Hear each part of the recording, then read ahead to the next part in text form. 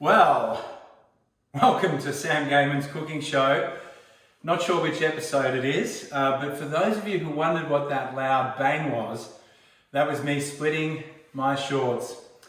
Quite literally on that last dance move. So a few tailoring repairs to organise. Now, given that we're locked down, well, actually we celebrated our over 200 days this week. Top 4 countries in the world, congratulations. So we soldier on, but we are here celebrating, well, we're not celebrating, we're actually just drinking, but what we are doing is we're taking another trip. And in case you aren't completely sure where we're going,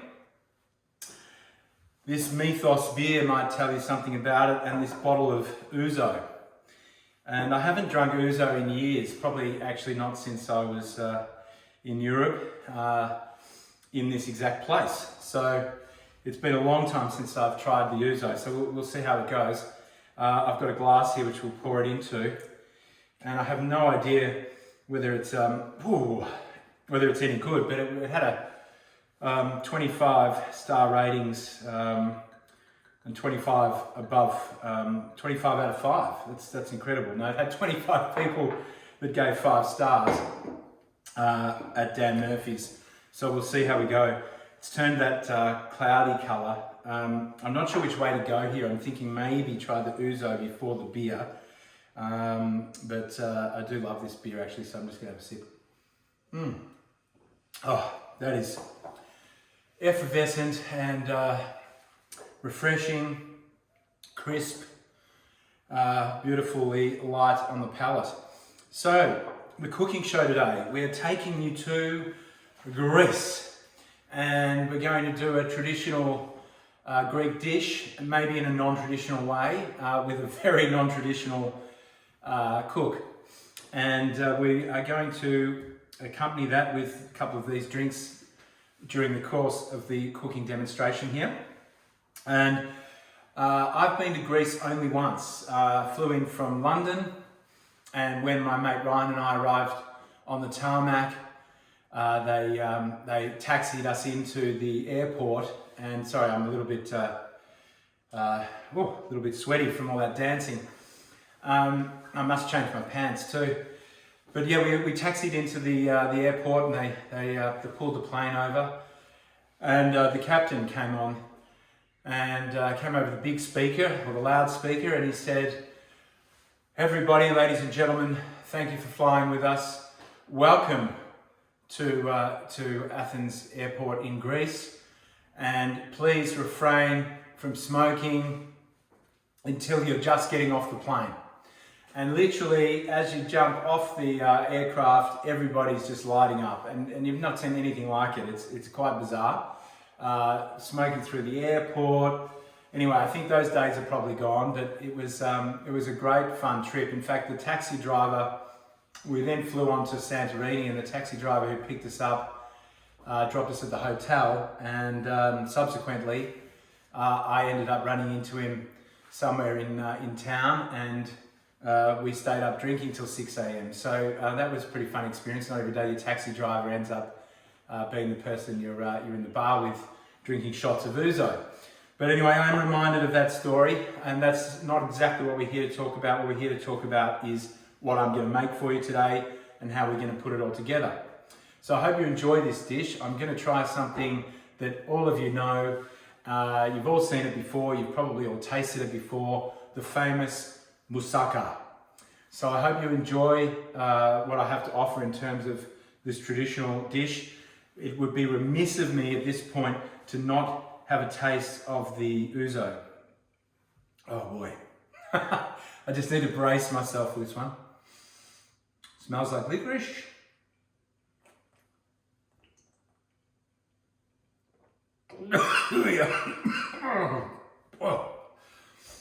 Oh. Anyway, there's a good reason why they put Coke in that.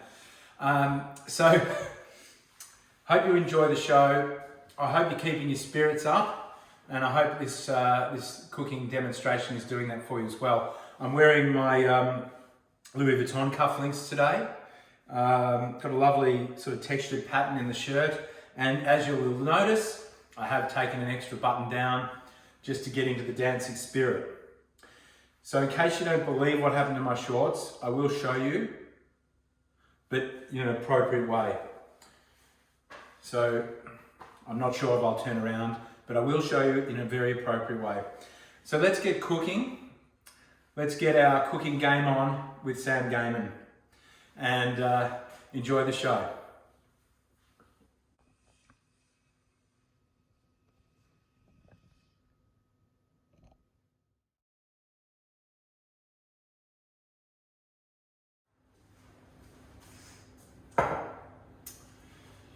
Well, here we are, and I have some new pants on, some blue pants. So I'm all kitted and ready to go, and I've just forgotten to do up my cufflinks actually. So let's get a little bit better prepared.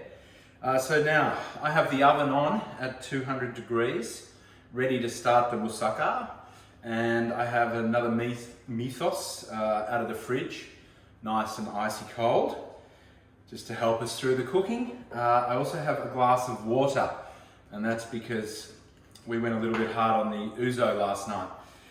So I'm filming this over 2 days because I needed to recover from my pants splitting accident. So the first thing, I'll run you through the ingredients that we're going to cook with today, and that is an onion, some zucchini, some eggplant, and also some potatoes, oregano, some cinnamon, some olive oil obviously, lots of salt and pepper throughout this dish. We're going to do a white sauce, so you'll need butter and flour and milk, also some nutmeg, so that fresh nutmeg. So we'll get that into the dish as well. Now, I'm not particularly fancy with my knife cutting, so excuse me here, but just going to cut up those onions and put them into this bowl, okay? So we'll just repeat that process again. So really, this should be quite aromatic. I believe this is a little bit of a variation on the typical moussaka where you fry the potatoes and the eggplant. Also, there's plenty of moussakas that wouldn't have zucchinis, but all of this is actually going to be done predominantly in the oven, with the exception of the lamb mince, which we'll do in the frying pan. Well, the beer is tasting good.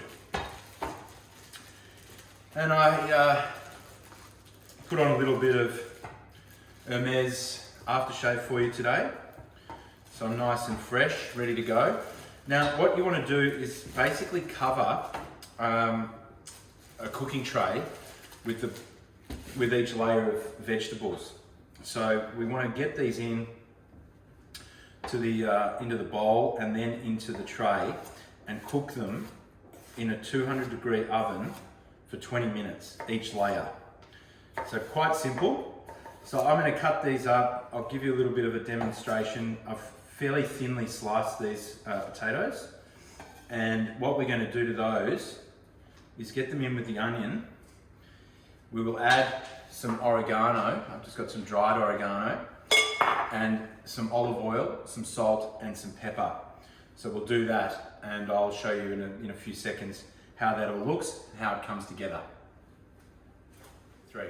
Well, here we have it. The potatoes have been cut up with the onions. I'm going to add some sea salt. Oh, I almost forgot. From a very exceptional height. For no reason at all. And the same thing with the dried oregano. And we'll just sprinkle that in from an excessive height. And it's mainly going all over the bench. So we're going to get some oregano in there, a couple of pinches, and some pepper. So I want that nicely seasoned, and some olive oil. Isn't it amazing how many times in a day we pull the olive oil bottle out? So I give a fairly generous squig of olive oil there. And then what we want to do is probably give that a really good mix. So let me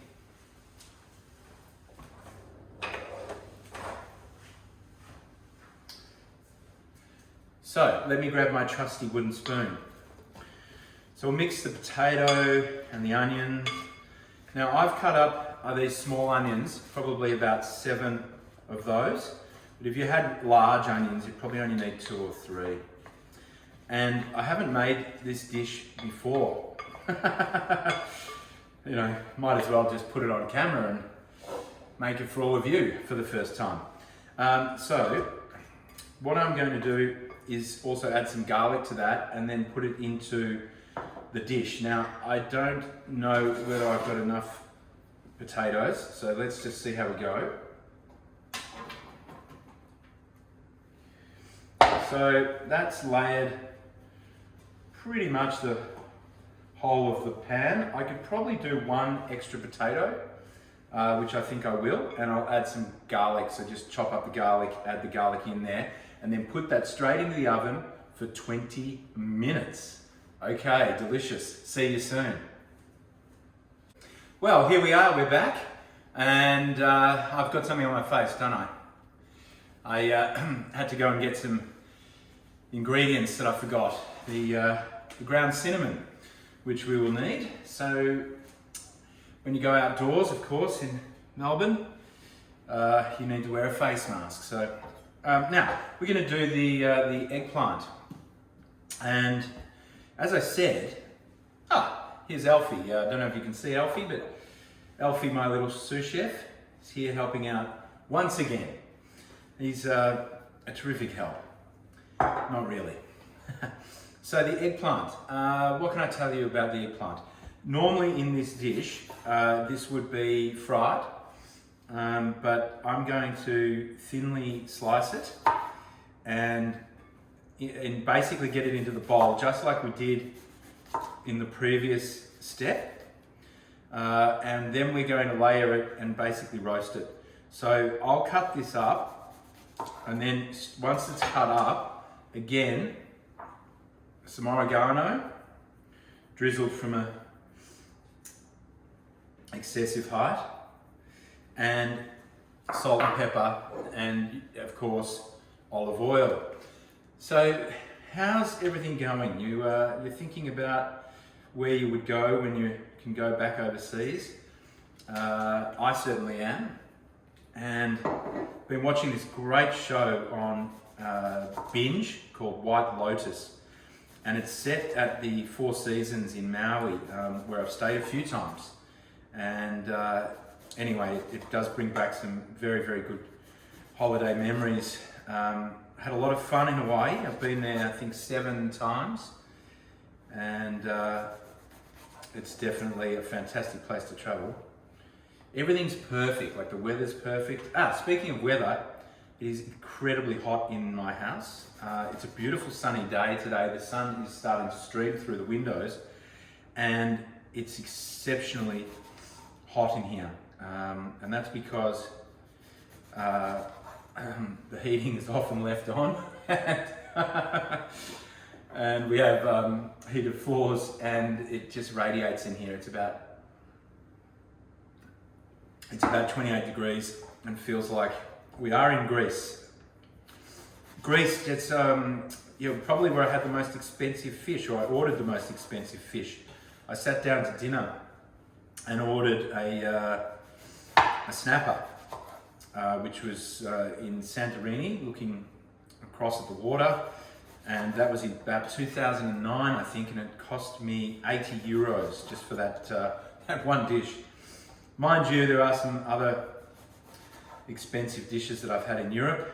When I was in Italy in 2018, I stayed at a hotel in Positano, and when I checked in, I thought, I feel like a little bit of lunch. You know, we'd been on the train and traveling from Florence and in the car for over an hour, and I ordered a tuna sandwich and a beer.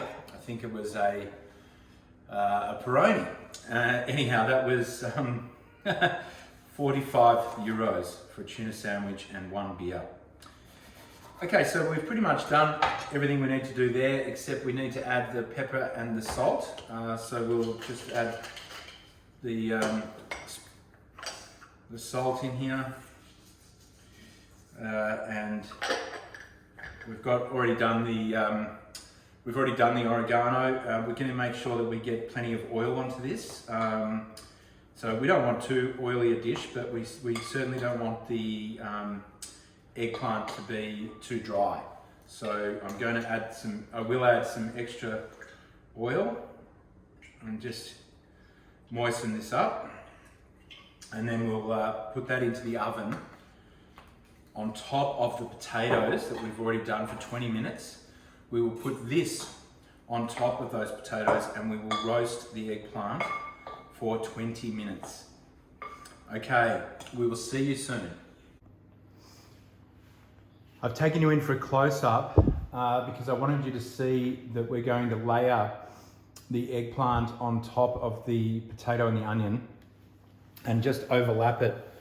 So we'll do it a little bit like so and just slightly overlap each piece of eggplant until we've covered everything up. And then, as I said before, into the oven for 20 minutes. 1, 2, 3. Well, here we are in the great outdoors again, and this week it's not quite as windy, so hopefully we won't have the same noise issues we had on the last cooking show. I can tell you that the sun is streaming in from the north and I can barely see a thing. Well, when I'm looking at you anyway. So what I have in here is about half an onion. And I'm doing this on the barbecue only because lamb does have quite a strong smell and I thought it'd be good to cook it outside. And because the weather is glorious and because it feels like I've gone somewhere, like I've actually left the house, but I'm in the back garden. Now also, they say that all great chefs should forget at least one thing, and that's what I've done. So I did forget to put the garlic in to the potatoes in the early step. So I'm just going to add a little bit of garlic just from the tube. Might give it a little bit more. Add a little bit of garlic into the onions. We basically want to sort of caramelize these a little bit, and then as we get to that stage, what we'll do is we'll add that cinnamon. The cinnamon that I actually managed to borrow from Arnie and Lil. So thank you, Arnie and Lil, and also Max and Bella for lending me some cinnamon for this dish. And you'll want a teaspoon of cinnamon. So a teaspoon of cinnamon. Whilst I'm caramelizing this, it's just taking a little while to heat up. So whilst I'm caramelizing, I can't speak at the moment. Whilst I'm caramelizing, I'm going to have a big swig of this delicious Hellenic premium quality beer.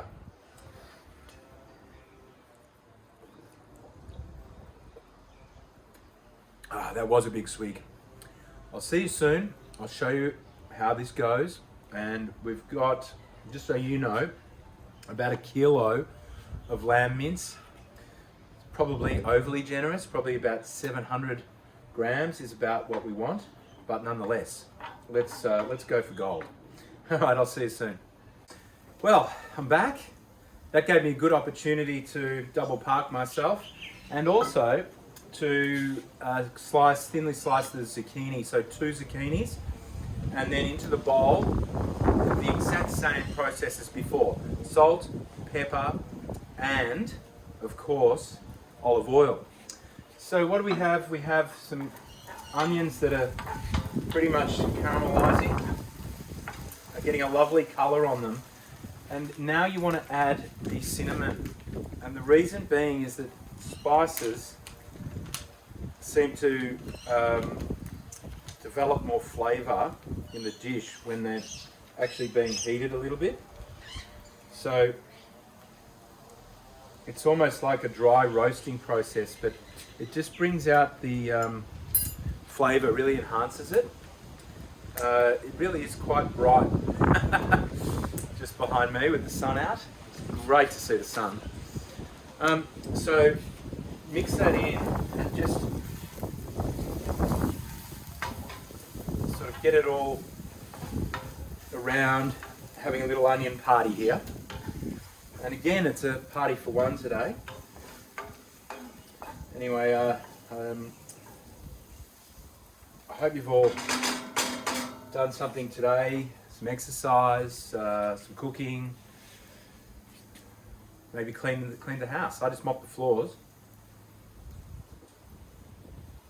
Oh. The good thing about these mythos is that you just pull the top off like that. So they're very handy.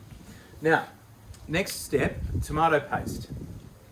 So we're going to put in about probably 2 tablespoons of tomato paste. And you can use any tomato paste.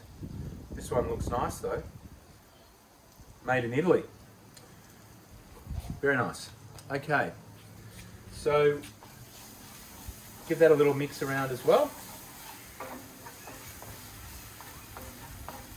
And tomato paste has such a beautiful richness to it. Oh, what it does to a bolognese. Maybe we should make a bolognese one day. I make a mean bolognese. I've completely varied it. I used to put Vegemite in, but I've changed my mind. I don't do that anymore. However, it does work quite well. It's a little bit like having a beef stock. You can always use a little bit of Vegemite. Okay, so that's 500 grams of lamb mince. I'm not going to cook the full. Kilo because it's going to be too much. I'm going to do about 750 grams. So we'll just halve this mince and save that for maybe a lamb kofta tomorrow. Okay, so in the mince goes, and what we want to do is brown all of that up, add a 400 gram tin rather, that's a tin. Come on, Sam. Add a tin of tomatoes, and then I'm going to shoot off now and make a white sauce, which we're going to add into this mixture. Not all of it, a third of it, and the rest we'll be putting on top of the moussaka. Okay, I'll see you soon.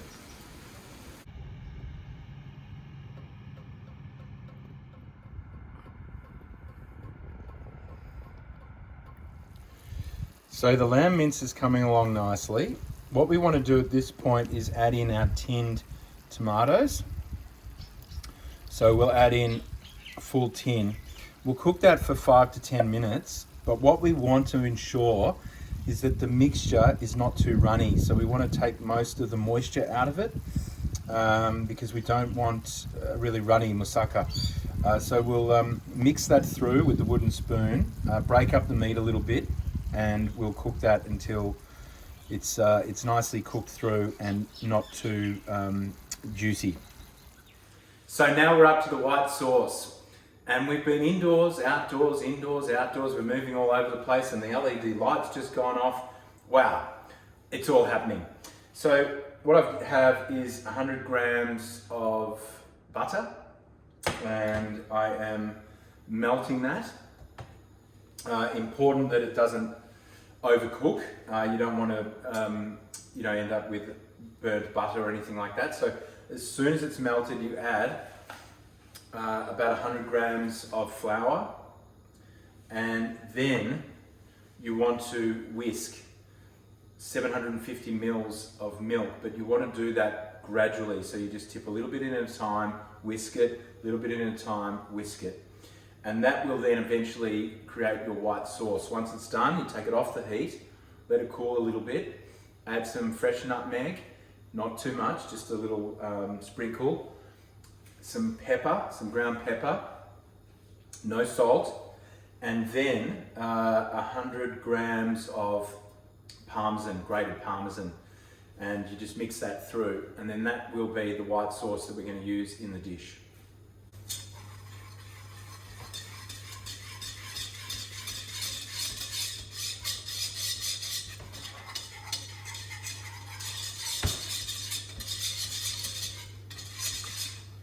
Now we start adding the milk, just gradually.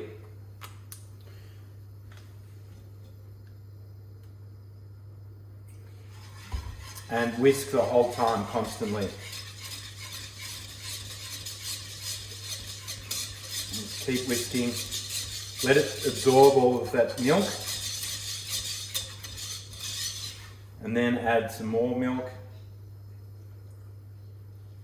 And you'll have to do this a few times. You want to make sure you end up with a beautiful, smooth, white sauce that's not lumpy. So just keep doing that until you basically see a white sauce that is nice and smooth and starts to bubble. Okay, we'll keep going on this. You don't need to see all of it. But we'll keep going on this until we've absorbed 750 mils of milk.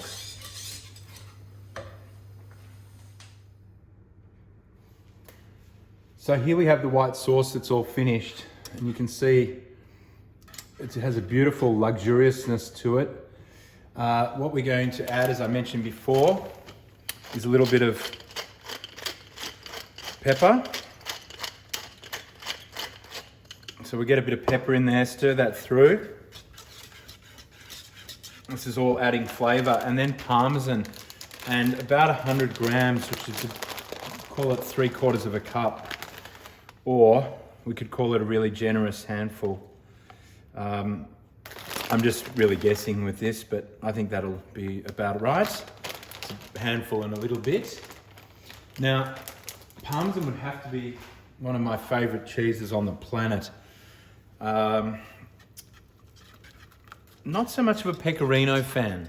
I find it a little bit strong, but I do love parmesan. I mean, parmesan, you can have it with just about anything, and it always elevates the dish. So, the only other thing to add there is nutmeg, and I have some nutmeg somewhere in the cupboard, which I will grab out, and I will actually grate it straight into this dish. Okay. So, nutmeg. And what you want is a proper nutmeg, if you can get one. And then a little bit of a grater or a microplane. And this is quite easy to do. So basically just hold the nutmeg in your hand and grate. Now that's about all I'm going to use, not much. I don't want to overpower the dish, so I'll stir that in. And again, nutmeg, it really does make a big difference to a white sauce. We've used it in other dishes on my show before, haven't we? So there we go. That's our white sauce done. Now I'm going to add some of that to the meat, a third of it, and the rest is going to go on top of the veggies. Now I want to show you the veggies just quickly because they're ready. And that is the veggies. So it's a beautiful, healthy layers of veggies, ready for the meat to go on top, and then top it with the white sauce and add on parmesan. And then into the oven for about 25 minutes. We're nearly there. 2, 3. Well, I thought we'd finish outside. Why not? So the meat is beautifully cooked. The tomato is nicely cooked as well. And what we have now is a sauce that's not too runny. So we're ready for the white sauce. But before that, why not? It is lockdown after all. And I did 100 push-ups, so Or was that yesterday? Can't remember. Okay, so into that goes approximately maybe I should do it that way so you can see, approximately 1/3 of the white sauce. Maybe a little bit less, but that doesn't matter. Because I want to make sure that I have enough white sauce to cover the whole dish when I put it together. So we'll just move that around in the mixture, like so. And then that's going to come on top of the veggies. Whoops, I forgot to have a sip. I left that in the freezer a little bit long and there's a tiny bit of ice in there, but that's okay. Okay, so happy with that. Let's turn the heat off and then we'll move over here. We'll pop this on. So a meat layer, all goes together. I wish you could smell this. I know I've said that before, but wowee. Okay, spread that all across. Get it into all the nooks and crannies. Okay, so we've got the meat mixture in. Got quite a nice aroma. I think the cinnamon really does something quite special for it. And then on top, the white sauce. And we will use a spatula just to make sure that we bring this all together and get a nice evenness across the top of it. So we'll get all the white sauce in there. And then, once we've done that, we can top it with the Parmesan.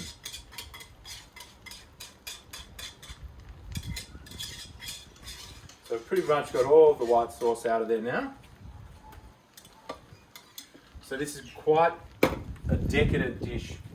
And then we'll get the spatula and just move that all across so that it's covering the whole of the dish. Okay, just like so.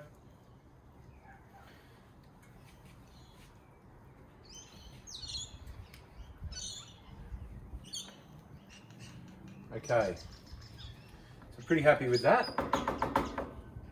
And last but not least, before we hit the oven, is the Parmesan. Beautiful Parmesan from Leaf in Elwood, La Vera. And so we want to cover the whole dish with Parmesan. Okay, so we'll get lots of Parmesan on there and then into the oven. We've stayed on 200 degrees the whole day for about 25 minutes and then rest it. Don't serve it straight away. Rest it, let it sort of immerse itself. It'll sort of form a better mixture. Okay, well, I think we've done it. We'll just get this little big ball of Parmesan crushed up in the corner there. And voila, we're done. Let's get cooking. I'll see you soon, 25 minutes time. I'll pull it out of the oven and we'll see how we go. Okay, enjoy. Have a drink.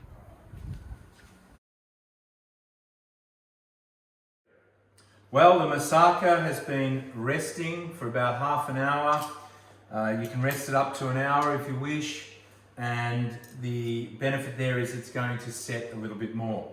Now, nobody was harmed in this video except for my shorts.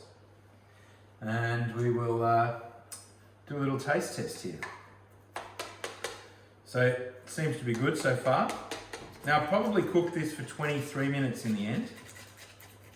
So 20 to 25 minutes would be ample. And let's see how we go. It's always the difficult part, isn't it? Okay.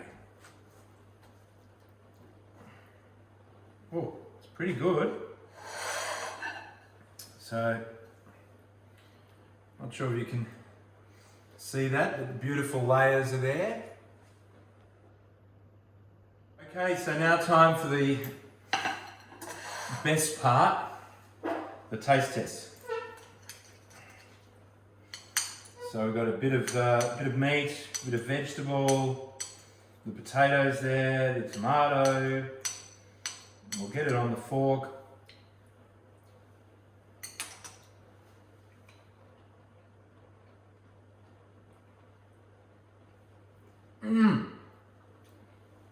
Unbelievable in every way. Thanks for taking the cooking demonstration with me today. Have a great time cooking this dish, and remember to get your game on with Sam Gamon.